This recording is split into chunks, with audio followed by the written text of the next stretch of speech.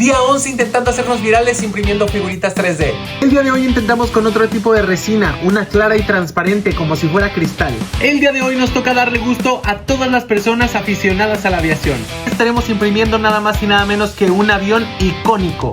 Un avión que puede recorrer más de 13,000 kilómetros de distancia. Un avión que puede transportar entre 350 y 600 pasajeros.